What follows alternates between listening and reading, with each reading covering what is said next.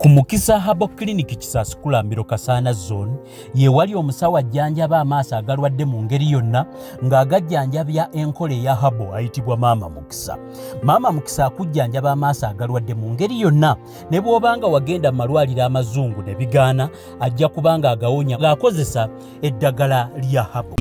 Oyagala okutikira ebintu ebiri original kuva mu America ng'amasimu okuli iPhone n'essimu endala, computer, laptops, ebyuma by'eddwaliro, ebizigo by'abakyala, perfume n'ebirala bingi. Weekwate Naye Cargo Carrier e Boston okutikira ebintu bye byonna. Teweetaaga kutambula kubinona, beesige babikuleetere w'oli. Naye Cargo Carrier ekuguliza ebintu ebiri original ku mikutu gyonna mu America nga Amazon, eBay, Apple, Walmart, Best Buy n'emikutu emirala mingi. Olwo ebintu bino n'ebitikka ng'ekozesa emmeeri oba ennyonyi okutuuka w'oyagala. Naye Cargo Carrier tosangibwa ku kizimbe Masengere Emengo okulira na BBS Telefina. Okumanya ebisingawo tukubire ku simu 0700 389 155 oba 0700 389 147 oba ku website www.nairocargocarrier.com. Ebintu byonna osobola okubifuna naye ebiri original nga biva mu America. Naye Cargo Carrier. Kale nkwaniriza nnyo ku mukutu gwaffe guno mulungi, and of course genda maaso obeerenga ate osubscribinga omukutu gwa Papa Mesach Semakula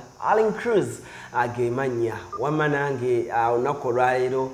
nyinza okugamba nti ndi musaale nnyo oba ndi musanyufu nnyo okubanga ate nze omu ku balondeddwa okubanga ate nkola interview eno okulaba nga ate obulamu bwa Papa Mesach Semakula tubumanya naffe ng'abavubuka twongera okubeera nga tuli inspired. Yogo waayo badde omanyi sente bw'oba artist oba weegomba okubeera omuyimbi oba maama ali eyo ng'olina omwana wo nga yeegomba okubeera omuyimbi sente bagikuuma batya. Papa kiki kyewavuddeko n'ogamba nti ALLANCRUZ oyo ayinza okunkolera ekintu kyange obulungi? Omanyi bulubeera ng'otunula waba namawulire bangi ntunula Allan bakuza bulungi. Kulaba toli musamaavu, oli muntu mukakkamu, okola bibyo, okola bikwatako, ate n'okola ebirungi, ate nga okola ebintu ebirungi, ate nga towemudde, ate nga tokoze eki, ate nga tolina gonyiiziza, tolumba ono. Kati ngaffe abali mu mbeera aba sporting enyo talents mu layini yo gy'olimu eyo ey'ebannamawulire, gw'omukube na sporting eriyo n'abalala naye gw'omukube na sporting abali talented, abayina olina munda muggo olinamu ekintu ekyetaaga okuliisa kikule nga kisobola okuba ekyomugaso ng'abantu abalala. So kati nze nenfuna ekirowoozo ninga ALLANCRUZ mwana muto ninkakasa bwe muwa nambuuza ebibuuzo nina kyemwongerako wadde nga nange mba nina kyengezaako okutuusa eri abantu naye mba nina kyemwongerako n'omuntu ali eri alawanaga olaba Mesach yeesiza akaana ako okukola ekintu ekyo oba oli awo mba nina ettofaali ku bulamu bwo. Adam Humboldt mulimu oluganda tweyanze waliwo bulijjo ntuula awo neŋŋamba eno regimu yaffe buli omu avaayo si mububi oli avaayo n'agamba nze FIFA Maker, nze John Black, omulala n'agamba nze Biniganta, nze Nina Rose, nze Lydia Jasmine. So neebuuza neŋŋamba papa owayi gwe tewaaliyo manya gwosobola kugamba nti nze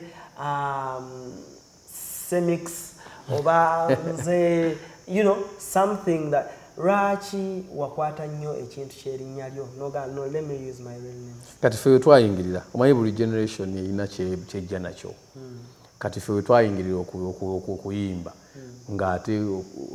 okwogera erinnya lyo nti nze Semakula Mesach tokiraba mu buzibu,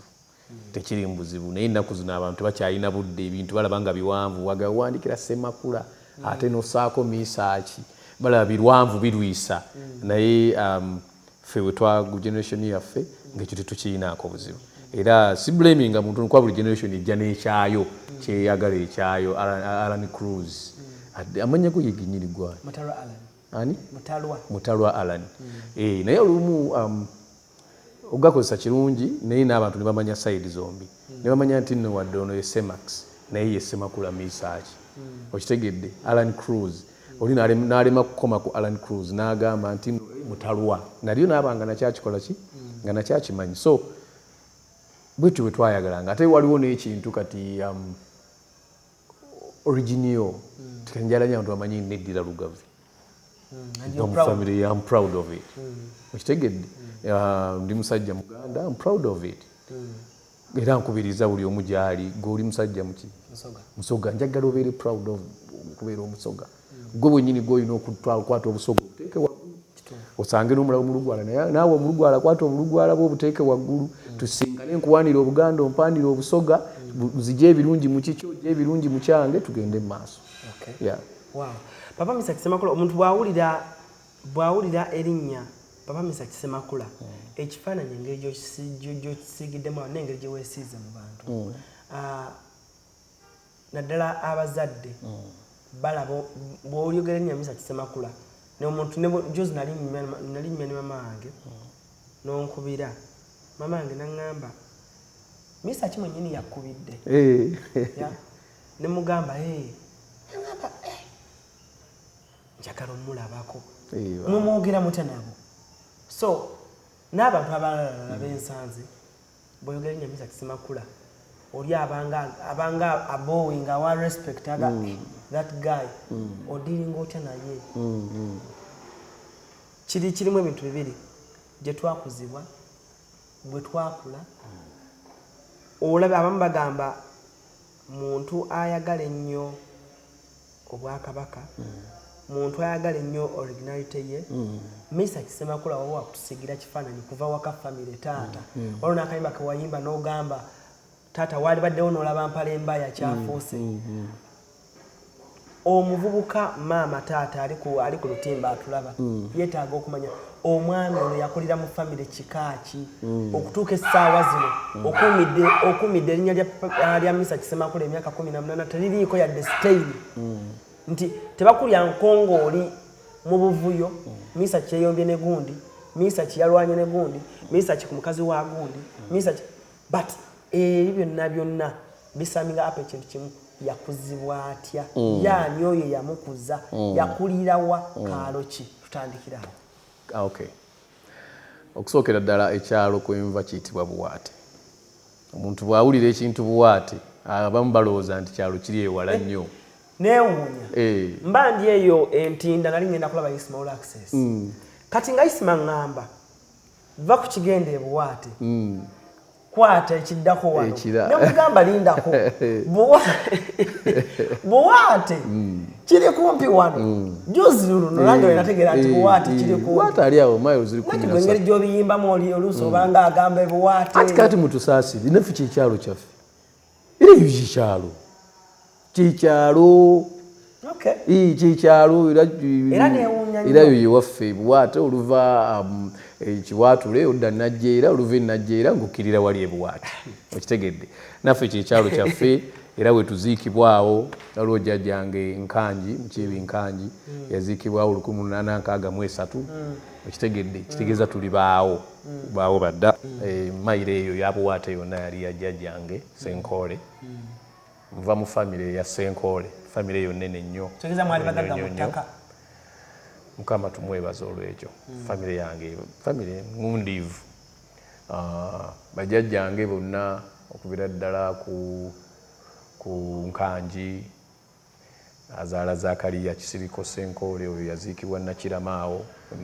mu Busiro ali mu fuuti 8 mwezi oyo yali mu mbowa wa Ssekabaka Mwanga ne tujja ne wabaawo jjajjange yaddako awo balirwana Senkole oyo naye yali mu mbowa omusirikale wa Kabaka era oyo omu kuba kulemberamu omulimu gw'okusima ennyanja ya Kabaka ene mu Ndeeba kano waddako awo jjajjange Isaaka Kamya Senkole ne kuddako awo jjajja Isaaka Kamya Senkole n'azaala taata wange Frederick Ssewalumpumbu omugenzi era ndi mutabani wa Nalubega Mariam Oyedirangabi jjajjange omukyala azaala kitange omugenzi Yunia Namukasa Tezitaalya yeno yali yedira Mamba yali munnagomba eyo yava Gombe eyo Kasaka eyo gye yava ndi musajja wa Lugave era ndi musajja Muganda nkulidde buwaate awo maka ga kitange Frederick Ssewalumpumbu omugenzi era gakyaliwo tugezezaako gakuuma gasigalewo era buwaate awo wenziikibwa bwe bujjajja kujjako nga tugambye nti kati bwata akuze tutandule ku kigere tuziikiweko ewalala naye awo bajjajjange bwe baaleka bateeseteese okuba nti ffenna bwe tugalamira. Wafuna chance esomako? Nafuna chance esomako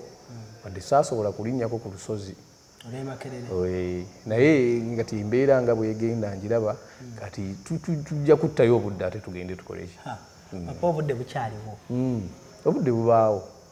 obudde tujja kubutta, tebwetaaga bungi nnyo eyasikuwaayo budde. Talenti eno ye yali yatuwugula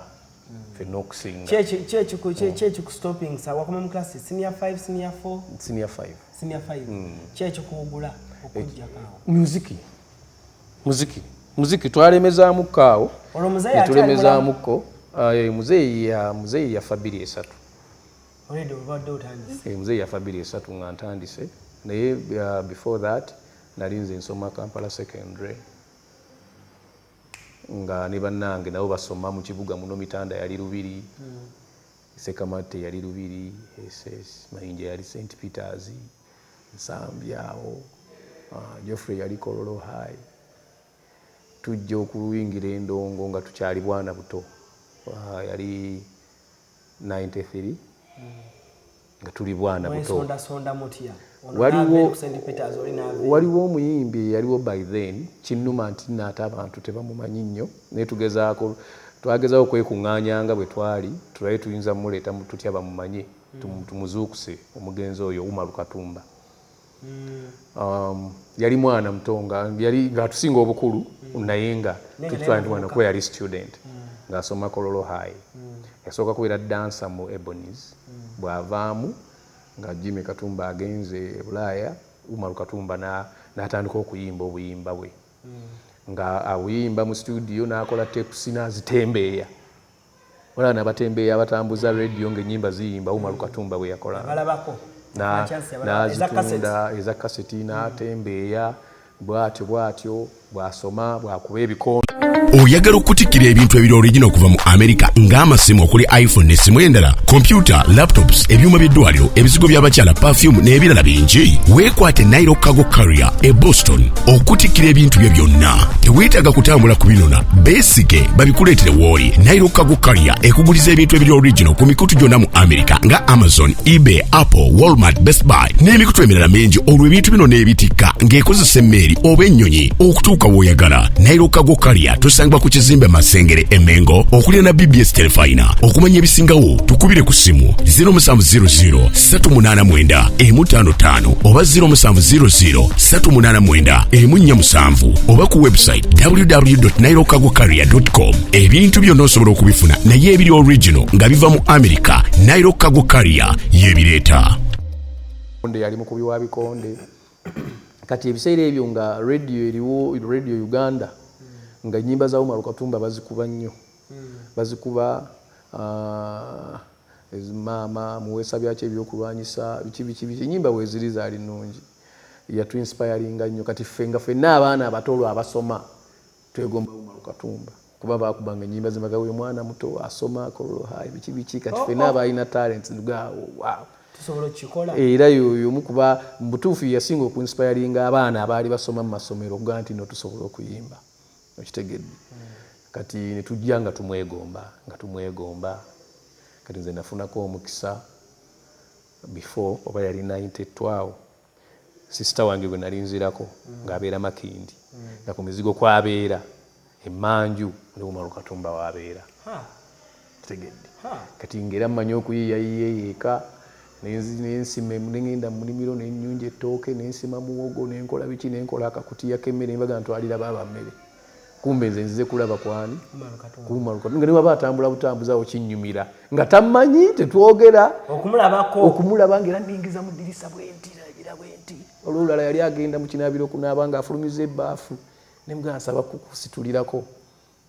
natwanaga okay nimusitulirako bwenti nenjimutwalira wali ku kinaabiro kyali kyewabweru ye nga tamanyi kati awo taata amanyi dream yo tebamanyi nti nno nti naye nga bwembeera awo ku kyalo kubanye engoma by the way kubanye engoma ezo kubanye engoma nezo ennyimba z'ekinnansi nga nziyimba. Tata tombulya nko kirooto kyo just toyinza muzadde kumugamba ebyo kiti njala genda kuyimba nedda naye nga nze entertainer waawo nze omu ku entertainer baawo nyimba yimba obuyimba baba waliwo baba Margaret Nabatanzo mama wa Haruna Mubiru nga amanyokolo olumu akolera Lwanda eyo kati nga ajja n'aleeta bw'abazze ne ba chocolate na biki naga nsoko nyimbiremu ne muyimbiramu ne mugambeera bwe bityo nga muyimbiramu nga mpa kyaleese bwe bityo naye tebamanya nti kijja genda wa ate ku ssomero ate saabijoyininga nnyo saabigira nnyo nga njagala mupiira ng'ate gwe simanyi nali sigumanyi kati ate nga gwe nsinga okwagala okugusamba ogusobola naye nga togumanyi sigumanyi simanyi mupiira wabula ngwagala nnyo era mu mutwe wano ndina mungi gusinga n'ogwa Messi papa mu mutwe nina omupiira mungi nnyo wanda bakunga nsamba kinali nsamba naye nga simanyi nnyo simanyi just olwokuba nti mu mutwe nali nguyina mungi era nkakasa singa nagenda maaso bana bwa coach nali badde coach mulungi kuba nsobola okuga nti awandikoze bwoti ne bwoti wadde omubiri gwange guba olumu tegusobola kukikola ekyo kimote atako newunyisiza papa bantu batonya abakkiriza omupiira ogusamba nali simanyi kale mutabani wange yagusamba omukulu kati mbeera nnyo ku kisaawe ku ssomero sibeera ku ssomero nga nze manyi ebyokuyimba byabawala era nga sibibeeramu era ku ssomero beewuunya benasoma nabaawo ekira ogamba nti Semakula muyimbi kuba nabo banjulira tebandabako mu sukulu kwaya nti nze ono nnyimba n'omulundi n'ogumu kati nga nkola muki mu sukulu kwaya omu nga nkola muki byabakazi ebyo mbeera ku kisaawe ate nayo sigumanyi nagendako mu training ebikonde ningezaako okuba ebikonde ebyo nabyo ne binnema ne bankuba mukkaawo nabyo ne birimu okuluma ene bwegaba omanyi omwana omuto bw'aba agezaako anoonya buli kintu anoonya destiny naye ng'ekitone kyalimu mulimu nze so kati olunaku lumu Umar Katumba amaze okuyita mu byayisemu byonna batuuka akwatagana ne bakayimbira abo tetunatuuka yeeyo njagala tugende mpolampola kankuzeeko emabega Tata wo omugenzi Tata kikaaki era nga mboozi ki gyekugatta ne taata oluusi omanyi waliwo eyo fiya abaana taata wange yali musajja mukambwe ddala mukambwe naye ng'alina omukwano yalina omukwano omungi ddala taata wange yali muzzaŋŋanda obakuŋŋaanya abantu ab'omutima gumuzzaŋŋanda era ng'abantu bangi nnyo otuuka ewaka wa taata nga otuuka ewaka nga tusula abantu bangi ngoyinza n'okuloza baana be n'abamu talina bw'abayita wabula yalina ekintu ekyo ng'akuŋŋaanya abakuŋŋaanirako abantu era ng'abantu ku kyalo ne bwaba balina emisango gyabwe bagala tugende ewa Ssewaluyu ajja otutawulula nga ne wabanga si ekyeyamaani era ebintu babitwala okitegeera yalina ekintu ekyo nga amanyi waliwo abatabuse yabatawulula okubuulirira n'abaana buli babalina empisa embi zakolola muzeyi Ssewaluyu nga adduka emisinde okitegeera omuntu oyo ow'obuvunaanyizibwa era ku kyalo bwe yafa kyalabika nti waliwo omuntu omukulu avudde mu kitundu yali yaorganizinga nnyo abantu so yali mukambwe kati nga sobola kuddaawo nga takugaana naye nga kuddaawo mboozi ne taata nawe ebintu basajja bedde obamanyi kati munyumya mboozi kikweri era bwakomawo ng'ovubuka ng'omubuuza sikulikayo taata ng'omutikkula byaleese nga waliwo kacyayi ng'ali mu kyaji y'okufumba cyayi ng'oleeta kacyayi ng'anywa na biki teyali mubi naye obamanyi bataata baali bantu nga mukitegedde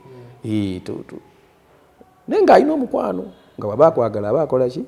aba akwagala so bino byonna ebyokugenda ewa gundi byonna makukuta onkukuta tamanyi bigenderero tamanyi bintu byange lwaki okitegedde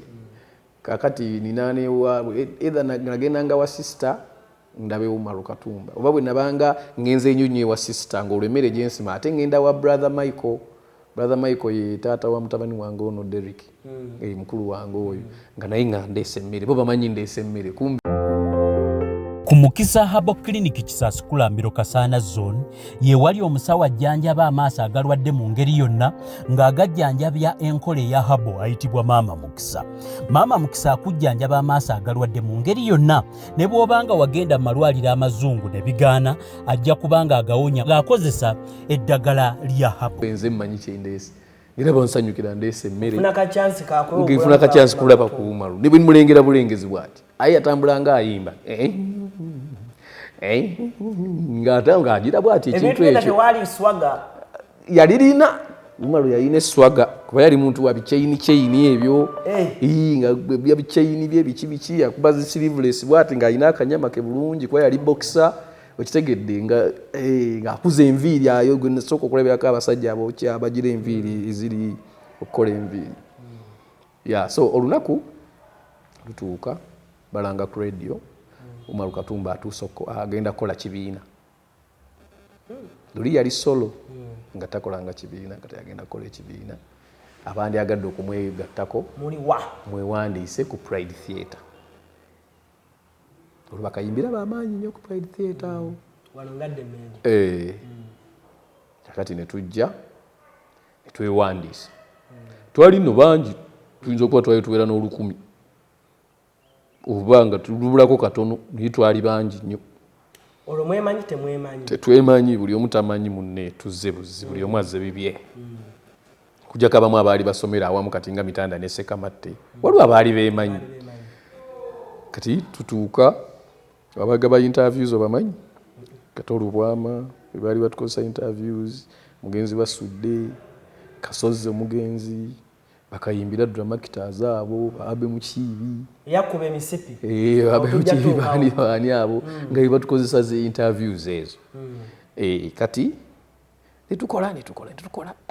ne kati ffe ngeri gye twali nti ffe twali ate tuli ba mukyaloko biseera ebyo nga nsomera kira nenga kira nali nvuddeyo nga ndi Kampala secondary naye ngera ndi weeri mu kyalo okitegedde kati nga siri mu kujjukujju nnyo nga siri mu kujjukujju nnyo nga ate Basekamatte bo baali more exposed than me okitegedde ate bakalu nnyo biki kati awo tutandika okukola interviews baana nga bazina amazina gali Basekamatte awo bazina amazina waliwo nzijukira waliwo mukwano gwange Serujja Jackson ye yajja alina ne costume y'amazina azina akazina kano nakka wansi bwati ekizimbe Pride naye kuba enduulu neyefa ne tugaa tufudde kati fenna nga buli mwaka nkana waadi kakati ntuuka time yange ya interview nzija ku stage waviirawo okujja mu audition yeeyo nava ku ssomero nava ku twavanga ebuwaate navanga buwaate nga nzijira ku ggaali nenzija Kampala secondary Eastern Wing kati kwolwo bwe nava ku ssomero kuba twasomanga half day kati nenzijawa wagira mu uniform abasinga twali mu uniform abasinga twali mu uniform abasinga yali wana bangi okuva Old Kampala wa Kittante Rebecca Namakulu omukyala Mitanda ye yali asomera Kittante kyenzijukira waliwo Lyange ayeko omumanyi akola ku radio ya Simba n'endala y'oluzungu bagitani Hot 100 gwaliwo Lyange ayeko muwala wa Timothy Ayeko yali atendeka omupiira okitegedde oyo yali asomera Old Kampala nzijukira ngene mu uniform ya Old Kampala so masomero ge gaali gakuŋŋaanyiza ago tukuŋŋaanye kakati kwasooka kuyitako abaana nga 10 olwo kumwe okuli Ronald Mayinja ate teyajjamu emitoozi ate yali mu gundi ye yajoininga Univox Millers yali ekulirwa linya ligenda okunva mutwe yayimkambe nawe nasalawo mu mutima kansuubire nawe Bernard Munyigwa oyo yali nannyini Univox Millers era yali mukama wa Mayinja Ronald okitegedde kakati awo Mayinja yetukwataganira eno mu maaso naye katukyanyumyako emitoozi awo emitoozi mu nsinkana lutayaani awo ne tuyitawo ne tutandika lutaya kusoba ku stage sijjukira oba namusookako oba yansijjukira naye kimanyi nti olunaku lwerumu nayimba na luyimba lwa mugenzi Umaru Katumba oyo naye nayitawo awo nayitawo nayitawo awo ndoza kale kalungi baali bakambwe abasajja abo ng'era obeera ku bunkenke kitegedde baali bakambwe muganda wange naye ng'onooyitawo kati ekikumi ekyo ekyasooka nayitiramu abo netujja waliwo ekifo yalinga club y'amaanyi edda even before us bagiyita White Nile yabeeranga katwawo nga mubeeramu disco night club nga bwolaba zi governor nga White Nile eyo y'amaanyi waliwo omugaga bamuyita Kamyufu ng'ayinawo club ng'ayinawo ba DJ abaaliko ebiseera ebyo basiira DJ siira kati nga tubeera awo nga bwe tukolera gundi rehearsals tukolerawo rehearsals nga ne express weeriire emmere tiimu y'omupiira eya express eyalimu abo basemwogerere baani abo nga weeriire emmere era abo batumanyi nnyo abo basemwogerere abo batumanyi nnyo nje tuvudde bakalungi baani bo baatulaba from zero okitegere era nga twebba ne tulya emmere y'express eyo nga babali ekyemisana twebba ne tulya kamere kaabo aba express naye nga nze ate ndi mpagira villa Geoffrey nga yawagira express sekamati yali wa state council bwetu naye aba express abo mmere yaabwe nzijukira nagiryako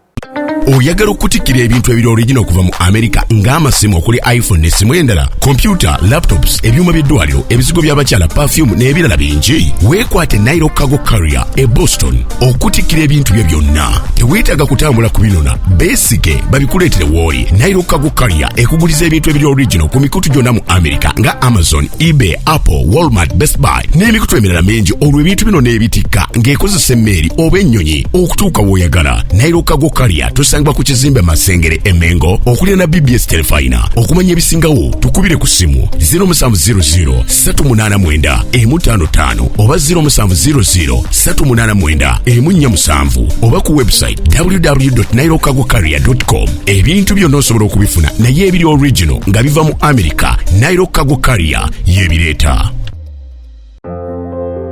Ku Mukisa Habo Clinic Kisasikula Mbiro Kasana Zone ye wali omusawo ajjanjaba amaaso agalwadde mu ngeri yonna ng'agajjanjabya enkole ya habo ayitibwa Maama Mukisa. Maama Mukisa akujjanjaba amaaso agalwadde mu ngeri yonna ne bw'obanga wagenda mu malwaliro amazungu ne bigaana ajja kubanga agawonya ng'akozesa eddagala lya habo.